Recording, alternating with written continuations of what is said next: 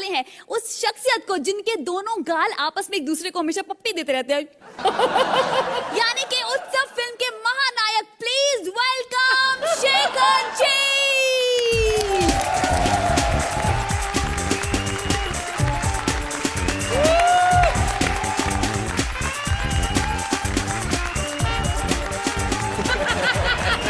You are the most amazing audience here, present, wonderful audience. I say, must say that मैं समझता हूँ कि आप जैसी ऑडियंस हमारे कभी नहीं है, पर जो भी ऑडियंस यहाँ पर मिली है, ये बहुत ही खूबसूरत ऑडियंस है, बहुत ही आपने जो मुझे तालियों से स्वागत किया है, वो बहुत ही सम्माननीय है, बहुत ही सम्मानजनक है। मैं आपको बहुत बहुत थैंक यू कहना चाहूँगा।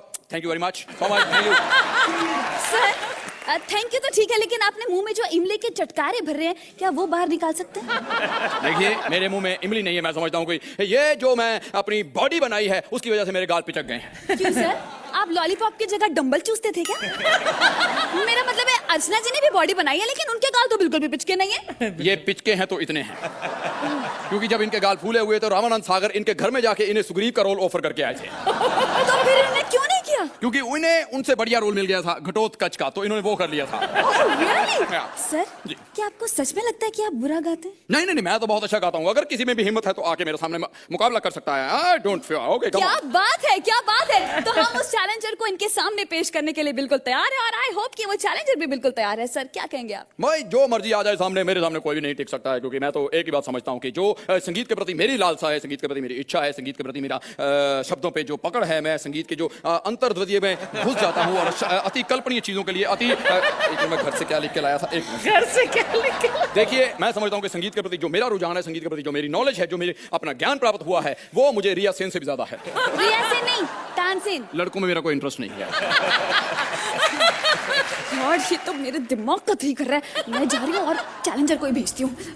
देखिए, जब भी किसी को कोई बात समझ में नहीं आती है तो वो मुझे दोष देते हैं, लेकिन इसमें मेरा कोई दोष नहीं है। Hello mister Sohail, you know, इस सीट पर आपसे पहले मैं बैठा करता था, लेकिन आप मुझे बता सकते हैं कि मैं इस सीट पर क्यों नहीं हूं?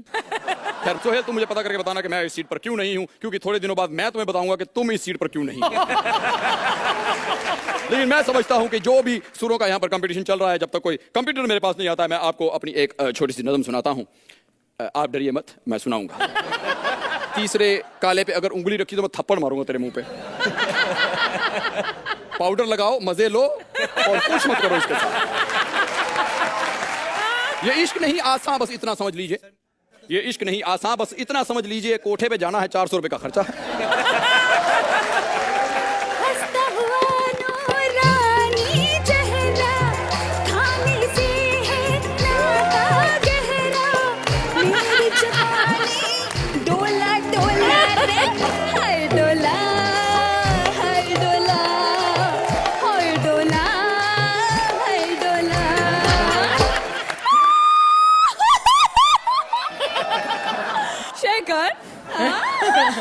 तो तुम यहाँ पर आई हो मेरे साथ सिंगिंग कंपटीशन का मुकाबला करने के लिए? क्या मेरा कंपटीशन तुम्हारे साथ है? तो और तुम्हें क्या लगता है कि तुम्हें हराने के लिए जसपिंदर नरूला को बुलाया जाएगा? तुम्हारे लिए तो मैं ही काफी हूँ, क्योंकि मैंने 8 साल तक शिक्षा ग्रहण की है म्यूजिक की। 8 साल? Oh really? Oh well, अगर तुम इस 8 साल में किसी हलवाई के यहाँ काम कर लेते तो इनमें तुम एटलीस्ट बेसन के लड्डू बनाना तो सीख के लेते हैं ना? मैंने हलवाई से ही सीखा है, इसीलिए 8 साल लगे हैं म्यूजिक सीखने में। प्रॉब्लम, लेकिन शायद तुम्हें ये मालूम नहीं है कि कॉमेडी सर्कस से पहले मेरा गाने का काम था। क्या बात कर रहे हो? मैं रोज लोकल ट्रेन में सफर करता हूँ, वहां तो मैंने तुम्हें कभी गाते हुए नहीं देखा। Shut up, Archana and local train. Oh God, मैं तो दीपा बार में गाना गाती थी। लेकिन that is my favourite place. मैंने तुम्हें वहां भी नहीं देखा। ऐसा कैसे हो सकता है? मैं तो दीपा बार में रोज गाना गाती थी, शर्ट पैंट पहनकर, मूछें लगाकर, और शब्बीर कुमार के गाने जो अक्सर मैं गाया करती थी, वो तुम कैसे भूल सकते हो? शब्बीर, मुझे नोट नहीं मिलते थे। जब हम जफा होंगे, जाने कहाँ होंगे, लेकिन जहाँ होंगे वहाँ पर याद करेंगे तुझे याद।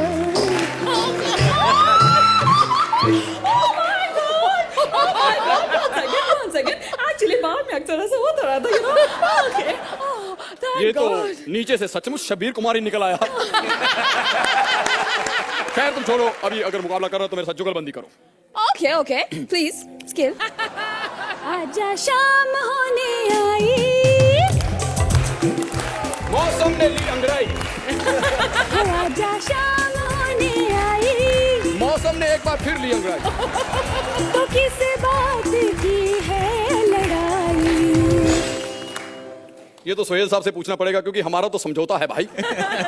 ओह माय गॉड शेखर, मुझे तुम पे तरस आ गए। मैं आज सुहेल के साथ नहीं, आज मैं तुम्हारे साथ हूँ और तुम्हारे दिल की बात ही मैं गा कर बयान करूंगी। थोड़ा स्केल प्लीज। दिल के अरमा आंसुओं में बह गया, दिल के अरमा आंसुओं में बह गया।